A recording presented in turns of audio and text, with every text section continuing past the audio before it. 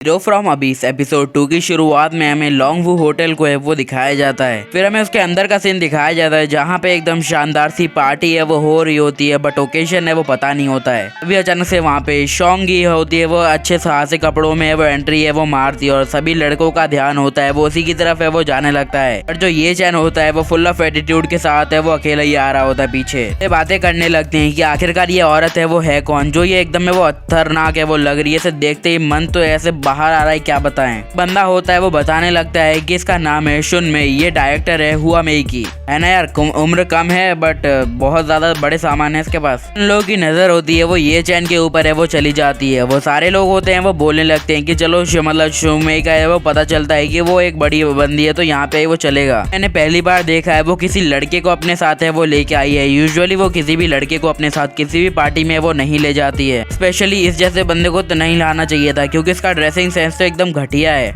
इसी के साथ शुन मेई होती है वो एक टेबल की तरफ है वो जाने लगती है और ये चैन से है वो बोलती है कि अच्छा ठीक है तुम यहाँ पे आ जाओ और बैठ जाओ। ये चैन होता है वो बोलने लगता है कि कोई प्रॉब्लम नहीं है, मैं यहाँ पे ही बैठने के लिए वो तैयार हूँ। इसी के साथ वो टेबल खिसका के वो बैठने लगता है। तभी अचानक से आवाज आती है, डायरेक्टर सुन यहाँ पे देखिए। अरे बंदे होते हैं वो उसके पास है वो आ जाते हैं। एक बंदा होता है वो बोलने लगता है कि डायरेक्टर सुन, मेरा नाम है गुओ हुइडियोंग और मैं फाउंडर ऑफ यंगशन ग्रुप हूँ। मैं बहुत ज्यादा बड़ा आदमी हूँ और ये वाले वो करता ही है वो रहता हूँ। तो दूसरा वाला बंदा होता है वो बोलने लगता है कि मेरा नाम क्यान योंग है, मैं योंग होटल का है वो मालिक हूँ जहाँ पे आप फिलहाल है वो खड़ी हो। और कुछ बंदे होते हैं वो बोलने लगते हैं कि कृपया करके आइए हमारे साथ है वो बैठिए और उसे वो रिक्वेस्ट है वो करने लगते हैं। बट उसे ये बात बिल्कुल भी है वो जम नहीं रही होती है और सभी बंदे उसे फोर्स किए जा रहे होते हैं। सभी बंदे कुछ और भी है वो जागरूक हो जाते हैं और सभी आते हैं और अपना अपना ग्लास लाते हैं वाइन का और बोलते हैं कि मिस वेई आप हमारे साथ है वो क्यों नहीं बैठती, हम साथ में बैठ के आराम से वो पियेंगे, ऐश करेंगे, खाएंगे। बट अचानक से उन बंदों के हाथ में से हमारा ये चैन होता है एक ग्लास है वो छीन लेता है। ये चैन होता है वो उन सभी लोगों से वो बोलता है कि मैं ये वो तुम्हारे साथ अभी अनकंफर्टेबल है वो फील कर रही है, इसी वजह से उसकी तरफ से मैं तुम लोगों के साथ है वो उसकी तरफ वाली जो होती है बियर वो पी लूंगा। अब सभी बंदे होते हैं वो ये चैन को गालियां देने लगते हैं और वो बोलने लगते हैं कि आखिरकार तुम होते कौन हो कि तुम हमारे हाथ से ही हमारी ड्रिंक है वो छीन के पीने लगो, और तू है कौन भाई, यहाँ पे कर क्या रहा है, तेरा नाम क्या है। ये सारी बातें सुन के ये चैन को काफी ज्यादा ये वो गुस्सा आने लगता है बट वो कोई भी रिएक्ट है वो नहीं करता है। अभी शुन में ही होती है उसे बताने लगती है कि असल में जिस तरीके से तुमने इन बंदों से वो ड्रिंक है वो ली है वो बहुत ज्यादा अनप्रोफेशनल है वो लगती है। उसी के साथ है वो बोलने लगती है ये कोई तरीका नहीं होता है किसी से ड्रिंक ब्लॉक करने का।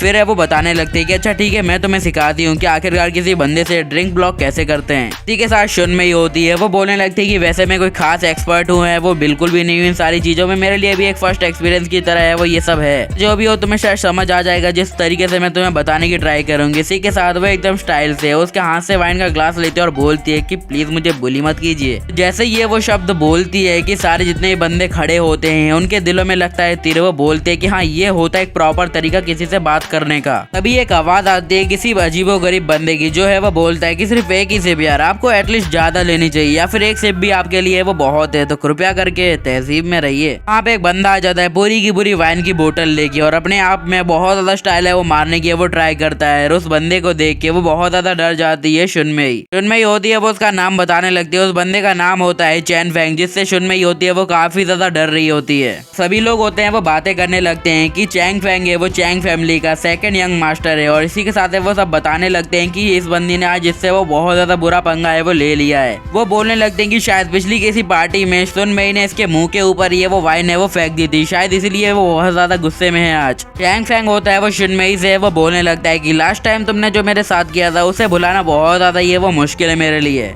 जो भी हो हम लास्ट टाइम अच्छे से वो गुड बाय नहीं कर पाए थे, इस बार मैं तुम्हें पूरी की पूरी बोतल है वो पीने के लिए वो देता हूँ, तो पिछले बार का हिसाब चुकता करने के लिए तो तुम्हें ये पीनी ही पड़ेगी। इसी के साथ फिर से अपना एक इविल लुक देता और वो बोलता है कि देखो मैं तुमसे ये रिक्वेस्ट तो बिल्कुल भी नहीं कर रहा हूँ, मैं तुम्हें ऑर्डर दे रहा हूँ, तुम्हें ये करना ही पड़ेगा चाहे तुम चाहो या ना चाहो। नहीं होती है वो बोलने लगती है कि मिस्टर चैन मैं इतनी ज्यादा अच्छी ड्रिंकर है वो नहीं हो आपकी तरह और मेरे को ये सब करने की है वो आदत भी है वो नहीं, और मैं आपके लिए कोई भी प्रॉब्लम क्रिएट है वो नहीं करना चाहती। इसी वजह से मैं चाहती हूँ मेरे हाथ में जितना है मैं उतनी ही पीऊँ। मैं होती है वो पिछली पार्टी के बारे में वो बताने लगती है कि पिछली बार जब मैं एक पार्टी में गई थी ये बंदा ही वहाँ पे वो मौजूद था, बट इसने जब मुझे वाइन दी थी उसमें पता नहीं कुछ है वो मिला हुआ था लाइक अ ड्रग। इसी के कारण मुझे उल्टी जैसा होने लगा था और मैं जहाँ से भाग के जा रही थी मैं गलती से फिसल के इसके ऊपर है वो गिर गई और सारा जूस इसके मुंह पे। चैन फेंग होता है वो बोलने लगता है कि देखो पिछली वाला सूट है वो बहुत ज्यादा ये वो कीमती था और तुमने उसे वो एकदम बर्बाद करके वो रख दिया था। इसके बदले तुम्हें बस एक बोतल है वो दारू ही तो पीनी है, उसमें क्या यार। और वो बोलने लगता है कि अब ज्यादा है वो भोली बनने की प्रैक्टिस है वो बिल्कुल भी मत करो, क्योंकि मुझे पता है कि तुम बिल्कुल भी भोली है वो नहीं है, तो जल्दी से इसको गटक जाओ। चुनमई होती है वो चैन फेंग के बारे में एक बुरी बात है वो बताने लगती है कि चैन फेंग के सारे दरिंदगी के मामले वो पूरी सिटी है वो अच्छे से वो जानती है, चाहे वो कोई स्टूडेंट ही है वो क्यों ना हो, ये उस बंदी को भी है वो सब कुछ है वो दे देता है।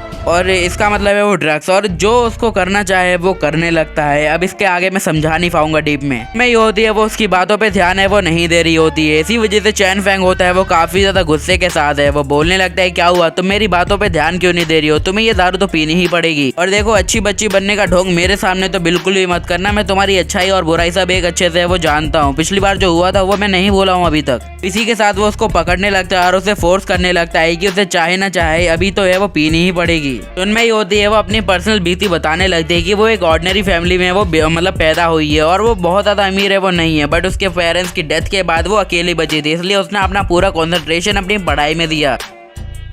और इसी के साथ वो इस सिटी और सोसाइटी में वो एंटर है वो कर पाई। और इन चीज़ों में मुझे काफ़ी ज़्यादा ये वो टाइम लगाता है, क्योंकि आउटसाइडर होता है उसे इतनी ज़्यादा रिस्पेक्ट है वो नहीं मिलती है, बट जैसे तैसे मैंने डायरेक्टर बनी और इतनी ज़्यादा रिस्पेक्ट है वो की है। और अगर दूसरे आउटसाइडर की बात की जाए तो मैं उनकी सुपीरियर के बराबर ही है वो लगती हूँ। सामने खड़ा बंदा यानी चैन फैमिली का बंदा है वो बहुत ज़्यादा ही है वो पावरफुल है, क्योंकि वो बहुत ज़्यादा बड़ी लार्ज फैमिली है और इसके सामने में कुछ भी नहीं है और कुछ भी कंपेरिजन नामुमकिन है। नहीं बीच में वहाँ ये चैंग आ जाता है और वो बोलने लगता है कि अरे भाई क्या कर रहे हो, और उसके हाथ से बोतल छीनता है। ये देख के चैन फेंग होता है वो काफी ज्यादा ये वो हैरान हो जाता है। एंड चैन फेंग होता है वो ये चैन को बोलता है कि लगता है भाई तेरा जीने से है वो इच्छा उठ गई है, लगता है तुझे सबक है वो सिखाना ही पड़ेगा। उसे गालियां है वो देने लगता है, बट ये चैन होता है वो सीधा आता है उसके हाथ में वही बोतल को उसी के मुंह पे फोड़ देता है। वो चैन फेंग होता है वो बोलने लगता है कि तूने ये क्या किया, मेरा चेहरा है वो पूरी तरीके से वो बिगड़ गया है, मुझे बहुत ज्यादा ये वो दर्द है वो हो रहा है, लगता है आज तू सच में है वो मरने वाला है। वो बोलने लगता है कि साले तूने मुझे मारा कैसे, आज तक मुझे मेरे बाप ने तक वो हाथ नहीं लगाया और तूने हाथ लगाने की है वो जरूरत की, अब तेरे साथ क्या होगा वो मुझे सही में नहीं पता।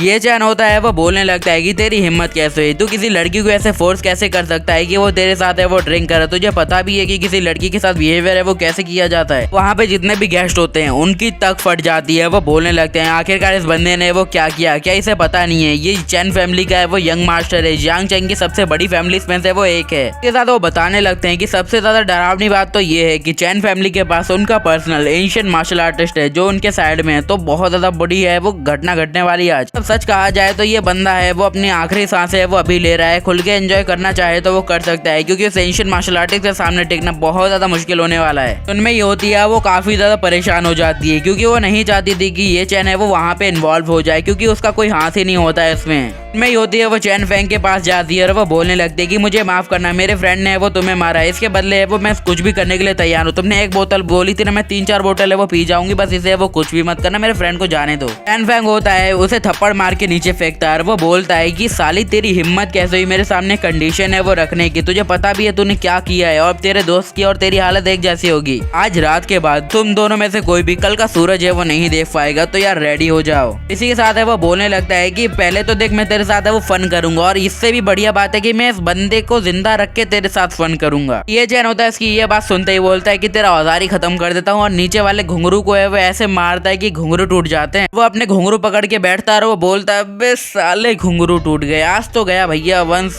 हट गया अपना। वो उसे बुरी बुरी गालियां देने लगता है और उसे बोलने लगता है कि अब तू नहीं बचने वाला। ये चैन होता है वो बोलने लगता है कि क्या, एक मिनट फिर से दोहराना, तुमने किसे कहा है कि आज तू नहीं बचने वाला, एक बार दोहरा दे मैं फिर यहाँ से चला जाऊंगा। अब इसी के साथ वो उसका मुंह लेता है, फिर जमीन पे वो मारने लगता है और वो बोलने लगता है कि असल में आज मैं नहीं बल्कि तू ही है वो मरने वाला है। तभी आवाज आती है कि यहीं पे रुक जाओ वरना हालत बहुत ज्यादा बुरी हो सकती है। हमें दिखाया जाता है कि कुछ बड़े लोग होते हैं वहाँ पे वो आ चुके होते हैं, उन्हीं के साथ होता है एक बड़ा सा बंदा जो कि बहुत ज्यादा बड़ा होता है। वो बोलता है कि इस बंदे को है वो जाने दो वरना तुम्हारी है वो खैर नहीं। अदर देन ये एपिसोड समाप्त होता है। तो चैनल को सब्सक्राइब तो किसी ने भी नहीं किया, बट अगर आप करोगे तो मुझे खुशी मिलेगी, मुझे खुशी मिलेगी तो ज्यादा एपिसोड आएंगे। तो सायोनारा और बाय बाय।